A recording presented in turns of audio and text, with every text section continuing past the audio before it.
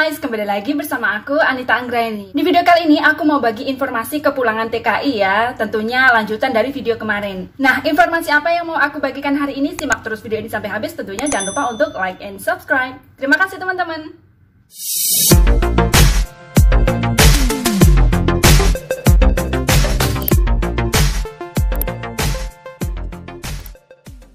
Nah guys, kalau di video kemarin aku bagikan informasi kalau Bandara Juanda Surabaya sudah tutup ya. Dan kemarin kan masih bingung. Nah hari ini itu aku dapat informasi bahwa Bandara Surabaya tutup sampai tanggal 31 Desember. Mungkin ini beberapa teman sudah pada tahu ya. Dan ada beberapa teman yang tidak tahu. Jadi informasi ini aku dapat dari KJRI Hong Kong. Mungkin teman-teman Hong Kong sudah pada tahu karena tadi ada beberapa teman yang sudah nulis di kolom komentar bilang katanya sampai tanggal 31 Desember bilang gitu. Dan setelah aku cari informasi ternyata KJRI Hong Kong menyatakan bahwa penutupan Bandara Surabaya berlaku hingga tanggal 31 Desember 2021.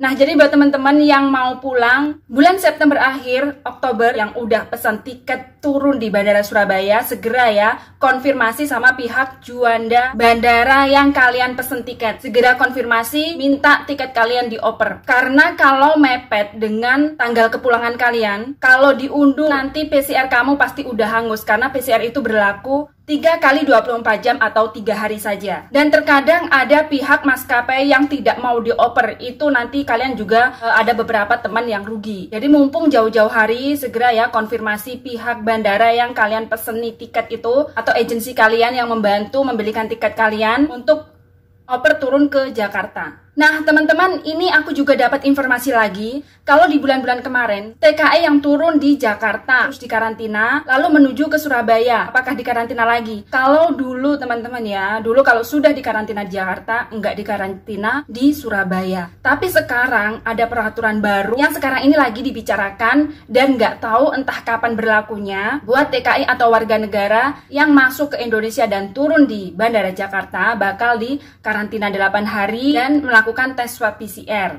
Nah, lalu bagaimana yang tujuan Surabaya? Apakah kalau sudah dikarantina di Jakarta, di Surabaya bakalan dikarantina? Menurut informasi yang aku dapat, yang sekarang ini lagi dirundingkan, kalau kalian itu sudah dikarantina di Jakarta 8 hari dan swab PCR, ini kemungkinan besar nanti kalian sesampainya di Bandara Surabaya bakal dikarantina lagi di Wisma Haji. Karena sekarang Jawa Timur lagi melakukan proses yang sangat ketat teman-teman. Dan sekarang pemerintah Surabaya lagi berkoordinasi dengan pemerintah Provinsi DKI Jakarta. Apakah yang nanti mereka yang dikarantina di Jakarta mau diantar ke Surabaya atau pihak Surabaya yang mau menjemput ke Jakarta. Dan apabila nanti sudah tiba di Surabaya bakal dikarantina di Wisma Haji selama 3 hari, kurang lebih 3 hari. Karena sesampainya kalian itu di Surabaya bakalan di tes swab PCR lagi teman-teman. Dan menunggu hasil keluar tes swab tersebut kalian tentunya butuh memakan waktu ya. Jadi kalian harus menunggu di Wisma Haji kurang lebih selama 3 hari. Dan apabila hasil kalian itu negatif, kalian boleh pulang atau menuju ke tempat daerah kalian masing-masing. Tapi kalau hasilnya positif, nanti bakal diisolasi di Surabaya, seperti itu. Kenapa ini dilakukan? Kayaknya ribet banget ya, mau pulang ke Indonesia aja, ke tanah air, perlu karantina di Jakarta, di Surabaya, seperti itu. Karena sekarang itu Bandara Juanda yang buka itu hanya 2, yaitu Bandara Soekarno-Hatta Jakarta dan juga Bandara Samratulangi Manado. Nah, 2 titik ini yang buka menerima kedatangan dari luar negeri, pasti banyak orang yang datang teman-teman. Dan di sini nanti pasti petugas banyak yang kewalahan karena banyak warga negara Indonesia yang masuk menuju di 2 titik ini. Takutnya nanti saking banyaknya dan mereka petugas pada kewalahan sehingga kinerjanya kurang teliti atau kurang ketat gitu loh ya. Seperti kita aja ya teman-teman, kalau kita capek, kewalahan, jadinya tuh kayak nggak fokus, kayak kurang semangat gitu loh kalau kewalahan. Dan takutnya nanti kecolongan atau kebocoran, mereka ada yang positif dan akhirnya lolos keluar dan bisa menyebarkan atau menularkan virus. Karena sekarang ini ada varian virus baru teman-teman. Jadi pemerintah Surabaya itu hati-hati banget.